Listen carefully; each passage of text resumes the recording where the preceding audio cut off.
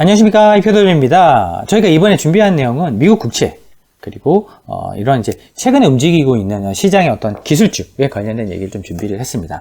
뭐 사실 제일 중요한 얘기는 아무래도 정책금리의 5%와 그리고 블룸버그에서 조사한 2023년에 PCE 핵심 소비자 물가가 지난해에 대비해서 어느 정도 올라오느냐에 관련된 부분입니다. 사실 인플레이션 지표가 4%고요. 그리고 미국의 정책금리가 5%입니다. 요거를 빼보면 1%포인트의 숫자가 발생하게 됩니다. 즉 연준이 예상되는 인플레이션 숫자보다 정책금리를 높게 유지하고 있다는 것은 확실한 인플레이션을 잡겠다는 의지의 표명으로 보일 수밖에 없고요. 그러다 보니까 시장에서 어떤 긴축의 타격으로 인해서 이러한 연준의 올해의 움직임을 작년에 예상을 하다 보니까 사실 나스닥이 작년에 30% 가까운 폭락을 경험하게 됩니다. 그러다 보니까 작년에 30% 이상 폭락을 하다 보니까 올해 한 10에서 15% 이상 강력한 반등을 보인 것도 어쩌면 일간 정상적인 구간이다라고 볼 수도 있는 부분인 것 같고요. 하지만 지금부터가 중요하기 때문에 지금 보시면 그러면 여태까지 안 오던 거를 3월 달에 조사를 해봤더니 4%. 이게 전문가들이 이제 그러면 소비자 물가가 3.6이라고 생각했는데 4%다. 근데 0.4%가 더 물가가 더 올라가게 될 것 같다라고 이제 우려하기 시작했습니다.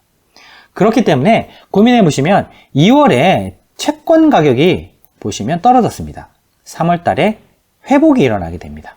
즉 이런 이제 부분은 그러니까 지난 1월에 비해서 2월 달 넘어오면서 이런 이제 우려가 사실 반영이 되기 시작한 겁니다. 그렇기 때문에 그러면 금리가 올라가겠구나. 그럼 채권 가격이 떨어지겠죠. 약 마이너스 3% 이상의 어떤 하락이 발생을 했고요. 그런데 봤더니 약간 고용도 좀 둔화되는 것 같고 좀 이제 유가라든지 이런 생필품 가격도 좀 둔화되는 것 같고 그래서 다시 3%가 조금 안 되게 가격의 회복이 나타나게 됩니다. 물론 이 두 달을 합치게 되면 약간 마이너스입니다.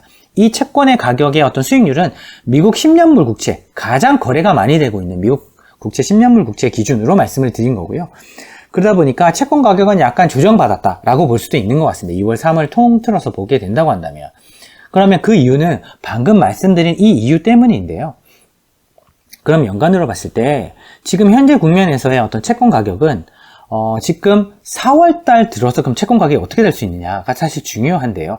4월 달에는 어쩌면 금리를 못 올릴 수도 있지 않겠냐라는 이야기가 있었는데 지금 이렇게 예상치가 올라오면서 한 0.25% 정도는 올릴 수도 있겠다라는 확률이 50%를 넘어서기 시작했습니다.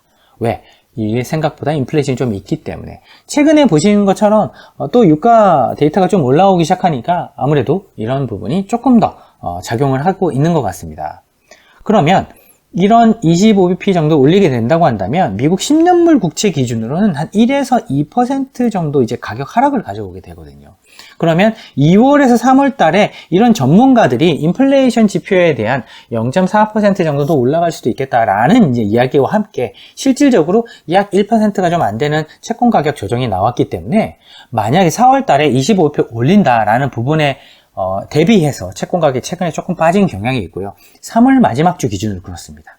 그런데 만약에 금리를 못 올린다라고 한다면 그동안 이제 마지막 주에 빠졌던 가격은 회복될 가능성이 오히려 사실 있어 보이고요.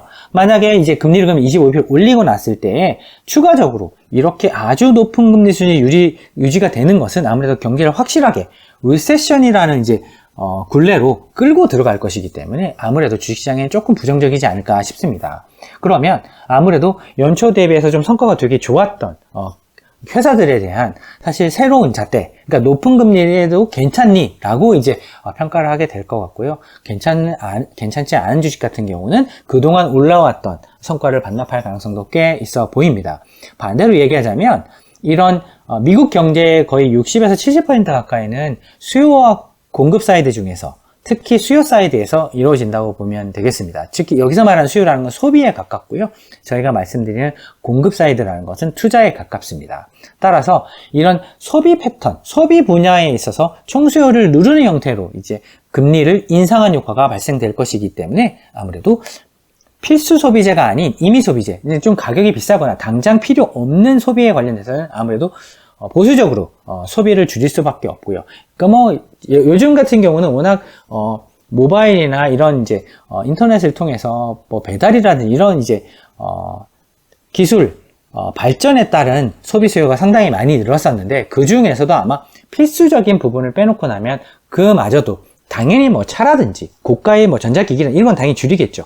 그런데 그런 부분마저도 좀 줄일 수밖에 없지 않나라는 부분이 아마 시장에서 회자될 가능성이 되게 높아 보이고요. 그렇다고 한다면 그런 기업들의 이익의 하향 추세도 사실 고민을 해 보셔야 될 것 같습니다. 최근에 한국에서도 보게 되면 배달 어플의 어떤 사용 빈도가 상당히 떨어지게 되고, 그리고 결제 어떤 부분에 있어서도 상당히 예전에 비해서 모멘텀이 많이 부진해졌다라는 이제 카드사의 분석도 있었고요. 그러다 보니까 미국에서도 별반 다르지 않은 부분인 것 같고요. 그래서 사실 4월 달에 있어서 금리의 인상이 마지막이다, 혹은 4월 달에는 금리를 안 올린다라고 한다면 4월 마지막 주에 보였던 이런 채권 가격의 조정은 좀 약간 사실 리바운딩, 회복될 가능성도 충분히 있어 보이고요. 오히려 이런 리세션을 올 거냐 말 거냐에 대한 논란이 금리를 만약에 올리지 못하게 됐을 때 오히려 더 부각될 가능성이 높지 않나 싶습니다. 그러면 이때 부각된 리세션을 염두에 둔다고 하신다고 한다면 역시 4월에서 5월은 아무래도 조금 주식시장에 있어서 뭐 차익 실현을 하거나 아니면 좀 이런 부분에 있어서 자산의 투자 비중을 좀 줄이는 형태의 액션이 조금 유리해 보이는 국면일 수도 있겠다라는 게 이제 저희의 내부적인 판단이고요. 사실 연간으로 봤을 때는 저희는 이제 절대 수익을 내는 데 있어서는 꽤 괜찮은 해라고 생각하고 있습니다. 왜냐하면 저희가 작년 연말부터 계속 말씀드렸던 것처럼 1분기에는 성과를 좀 내고 2분기 정도의 포트폴리오 빌드업을 잘 해서 3분기나 4분기에 성과를 낼 수 있는 기회를 아마 테이크업 할 수 있는 이제 그런 기회가 분명히 있을 것이다 라고 말씀을 계속 드리고 있는데, 지금까지 그 큰 그림에 대해서는 큰 변화가 없고 저희가 예상했던 거에 비해서 생각보다 인플레이션이 빨리 잡힌다 라고 한다면 오히려 연준 입장에서는 이 높은 금리를 유지할 필요가 없어지기 때문에 오히려 주식시장이나 자산시장이 좀 좋을 것 같습니다. 하지만 지금 현재 기준으로 보게 된다고 한다면 이 전문가들도 오히려 인플레이션이 조금 더 강할 것 같다라는 스탠스를 취했기 때문에 아무래도 이런 불황은 좀 피하기 어렵지 않나라는 이제 그런 이제 사실 그 가능성을 염두에 두시는 게 좋을 것 같고요. 이런 4월이나 5월 측면에서의 어떤 대응이 아마 연간 성과에 있어서 가장 중요한, 그러니까 돈을 버는 부분에서도 그렇고 돈을 잃는 부분에서도 그렇고 아마 액션의 가장 큰 시기가 아닐까 싶습니다. 저희는 4월, 5월 사이에 포트폴리오를 빌드업하는 게 정말로 좋아 보인다라고 판단을 하고 있기 때문에 기존에 말씀드렸던 이런 이제 총수요를 억누르는 연준의 어떤 스탠스라든지, 그리고 장기 기준의 어떤 높은 금리를 활용한다는 이런 부분에 있어서는 여전히 상당히 좋아 보이는 구간이 있다라고 판단하고 있습니다. 저희는 오늘 말씀드린 이런 인플레이션이나 금리에 관련된 부분이 또 업데이트가 되거나 방향을 좀 튼다고 한다면 그 부분 역시도 업데이트해서 저희가 준비하도록 하겠습니다. 감사합니다.